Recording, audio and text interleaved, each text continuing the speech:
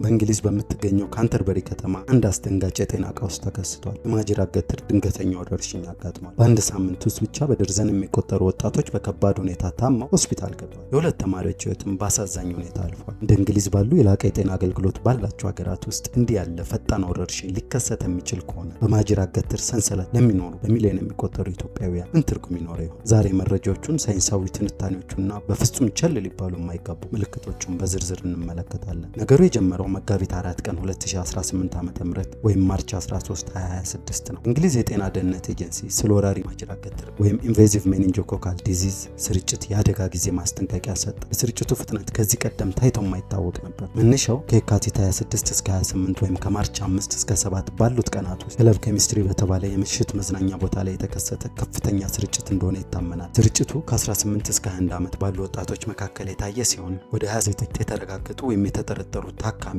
ተገኝተዋል። በበሽታውም ሁለት ተማሪዎች ምልክቱ በታየ በ48 ሰዓታት ውስጥ ሕይወታቸው አልፏል። የእንግሊዝ መንግስትም ጊዜ አላጠፋም ነበር። ብሔራዊ የአደጋ ጊዜ አዋጅ በማወጅ የስርጭት ሰንሰለቱን ለመበጠስ ከ6500 በላይ ለሚሆኑ ሰዎች አስቸኳይ አንቲባዮቲክ መድኃኒት ሰጥቷል። ከ2000 በላይ የሆኑ ክትባቶችን ተሰጥተዋል። ይህ የለመድነው ተራ የማጅራት ገትር በሽታ አይደለም። ይሄ ግሩፕ ቢ የተሰኘው የማጅራት ገትር በሽታ ነው። የነርቭ ስርዓታችንን በዝምታ የሚሰርቅ ገዳይ በሽታ ነው። ከ18 እስከ 21 ዓመት ያሉ ወጣቶች በዚህ በሽታ የተጋለጡበት 3 ምክንያቶች አሉ። አንደኛው የክትባት ክፍተት ነው። እንግሊዝ ለሜኒንጃይተስ ቢ ክትባት መስጠት የጀመረችው እንደ አውሮፓውያን አቆጣጠር በ2015 ነው። አብዛኞቹ ተማሪዎች የተወለዱት ደግሞ ከዚያ በፊት በመሆኑ ለበሽታው የመጋለጥ እድላቸው ከፍተኛ ነበር። ሌላኛው የኤሌክትሮኒክ ሲጋራ ወይም ቬፕ መጠቀም ነው። የጤና ባለሙያዎች የኤሌክትሮኒክ ሲጋራ ወይም ቬፕ በጋራ መጠቀም ለስርጭቱ መፋጠን ያለውን የአስተዋጽኦ መጠን እያጠኑ ይገኛል። ቬፕ በባህሪው ጉሮሮን ስለሚያቆስል ባክቴሪያው ከጓደኛ ምራቅ በቀጥታ ወደ ደም ዝውውር እንዲገባ መንገድ ይከፍታል። ለዚህም ስርጭቱ እንዲፋጠን ረድቷል ተብሎ ይታሰባል።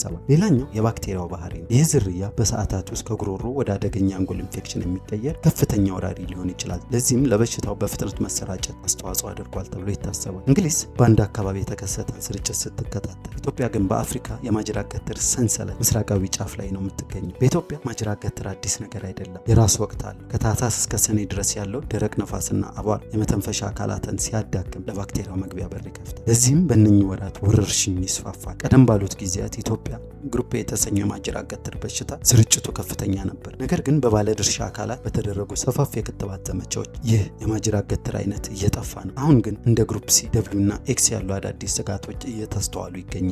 እዚህ ጋር በጥሞና ያዳምጡ። ለንደንም ይሁኑ አዲስ አበባ ከራስ ምታትና ከትኩሳት ባሻገር እነኚህ ምልክቶች ካዩ አስቸኳይ የሕክምና እርዳታ ያስፈልጎታል። የማጅራት መገተር ወይም የአንገት መገተር ካለብዎ፣ አገጮን ደረቶ ላይ ማስነካት ካልቻሉ ወዲያውኑ እርዳታ ይፈልጉ። ብርሃን ካስጠላው፣ ተራ የክፍል ብርሃን አይኖን የሚወጋ ከሆነ አቅራቢያ ወደሚገኝ የጤና ተቋም ይሄዱ። አዲስ ሽፍታ ቆዳው ላይ ካስተዋሉ፣ ይህም ሽፍታ የወይን ጠጅ ወይም ጥቁር ሰማያዊ መልክ ካለው፣ ሲጫኑት የማይጠፋ ከሆነ ወዲያውኑ ሕክምና ይፈልጉ። መከተውን ያረጋግጡ፣ ደህንነቱን ይጠብቁ። ይህ መረጃ ተጠናክሮ የቀረበለው በተግባር በጎ አድራጎት ድርጅት። ይህም መረጃ ከወደዱት መልካም ነው ብለው ካሰቡ ላይክ፣ ሼር፣ ሰብስክራይብ ማድረግ እንዳይረሱ።